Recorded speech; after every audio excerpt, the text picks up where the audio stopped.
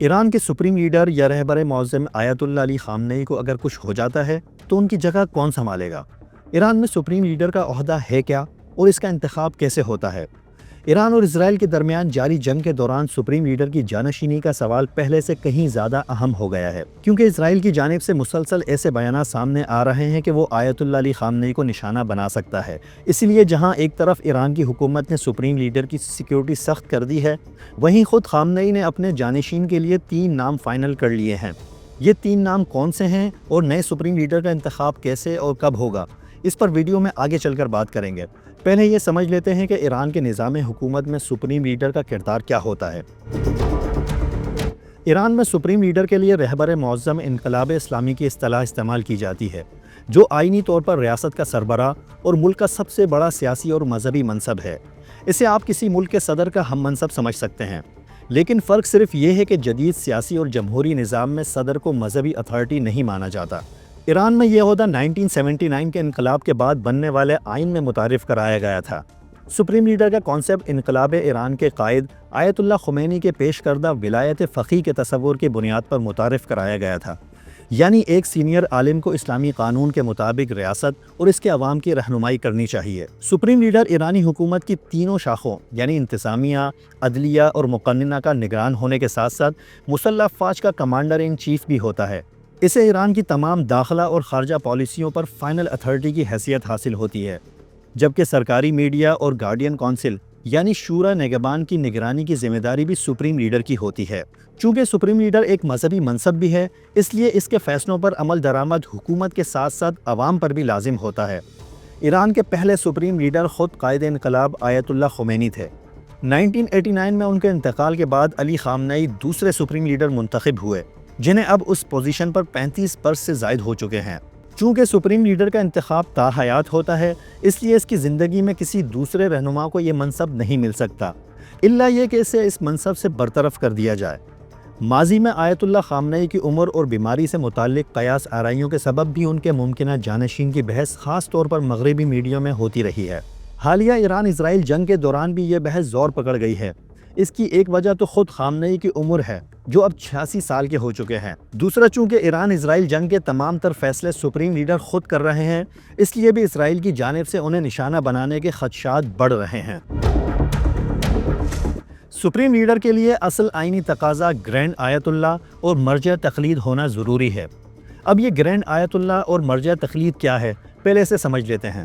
آیت اللہ ان سینئر علماء کو کہا جاتا ہے جنہوں نے ایران میں رائج شیعہ فقہ کی اعلیٰ ترین تعلیم حاصل کی ہو۔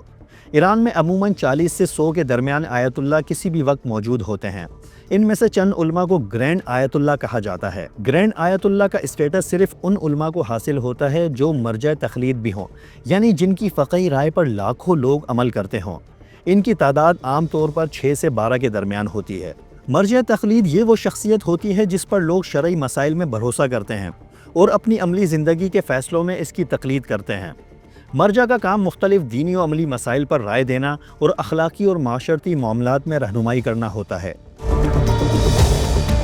ماضی میں ایران کا سپریم لیڈر بننے کے لیے امیدوار کا گرینڈ آیت اللہ اور مرجع تقلید ہونا ضروری تھا، تاہم 1989 میں روح اللہ خمینی کے انتقال سے کچھ عرصہ قبل آئین میں ترمیم کی گئی، جس کے تحت صرف آیت اللہ بھی سپریم لیڈر کے منصب کے اہل ہو گئے۔ کہا جاتا ہے کہ اس آئینی ترمیم کا مقصد علی خامنئی کی سپریم لیڈر بننے کی راہ میں حائل رکاوٹ ہٹانا تھا، جو کہ اس وقت صرف 49 برس کے تھے اور گرینڈ آیت اللہ نہیں تھے۔ تاہم خامنئی امام خمینی کے شاگرد خاص تھے۔ سپریم لیڈر مقرر ہونے کے بعد خامنئی کو بھی گرینڈ آیت اللہ بنا دیا گیا تھا۔ یہاں یہ سمجھنا ضروری ہے کہ ایران کا سپریم لیڈر بننے کے لیے کوئی عوامی انتخاب نہیں ہوتا، نہ ہی کوئی انتخابی مہم چلائی جاتی ہے، بلکہ اس منصب کے لیے انتخاب پس پردہ ہونے والے ایک طویل اور پیچیدہ عمل کے ذریعے کیا جاتا ہے۔ سپریم لیڈر کا انتخاب ایران کی اسمبلی آف ایکسپرٹس یعنی مجلس خبرگان رہبری کرتی ہے۔ یہ ماہرین پر مشتمل ایک اسمبلی ہے جس کے ارکان کی تعداد 88 ہے۔ اس اسمبلی کا کام سپریم لیڈر کا انتخاب کرنا، اس کی نگرانی اور ضرورت پڑنے پر اسے برطرف کرنا ہوتا ہے۔ مجلس خبرگان رہبری کے ارکان عوام کے ووٹوں کے ذریعے 8 سال کے لیے منتخب ہو کر آتے ہیں۔ گو کہ ان کا انتخاب تو عوام کرتے ہیں، لیکن ان کی نامزدگی یعنی کونسل کا الیکشن لڑنے کا اہل ہونے یا نہ ہونے کی منظوری ایک اور ادارہ گارڈین کونسل یعنی شورا نگہبان دیتا ہے۔ اب گارڈین کونسل کو بھی سمجھ لیتے ہیں۔ گارڈین کونسل یہ شورا نگہبان 12 ارکان پر مشتمل ہوتی ہے، جس کا کام ایران میں قانون سازی کی نگرانی، ہر سطح کے انتخابات میں حصہ لینے والے امیدواروں کی جانچ پڑتال اور انتخابات کی نگرانی کرنا ہوتا ہے۔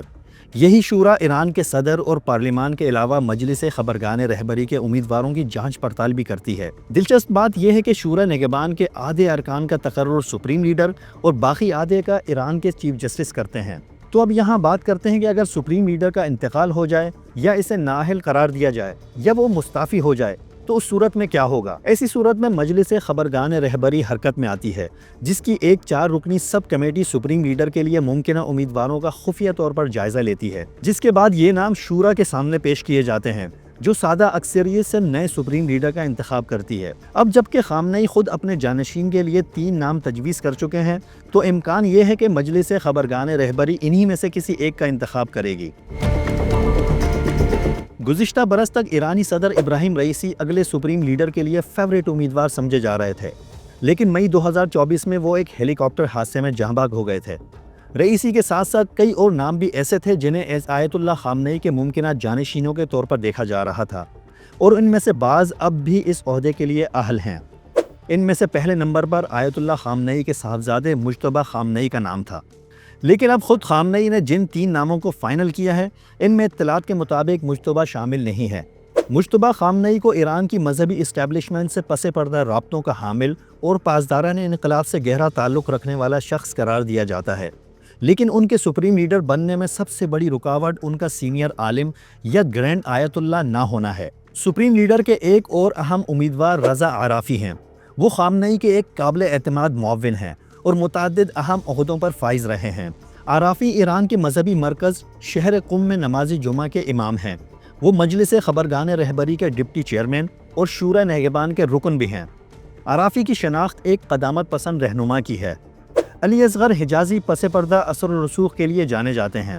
وہ سپریم لیڈر کے دفتر میں سیاسی اور سیکیورٹی کے امور کے ذمہ دار ہیں اور کئی دہائیوں سے ایران کی انٹیلیجنس اور کارروائیوں سے متعلق فیصلے میں شامل رہے ہیں۔ انہیں ایرانی حکومت کے مخالفین کے خلاف کریک ڈاؤن اور دیگر اسٹریٹجک فیصلوں میں شامل سمجھا جاتا ہے، لیکن ان کی شخصیت پس پردہ رہ کر کام کرنے کے لیے مشہور ہے۔ غلام حسین محسنی اس وقت ایران کے چیف جسٹس ہیں۔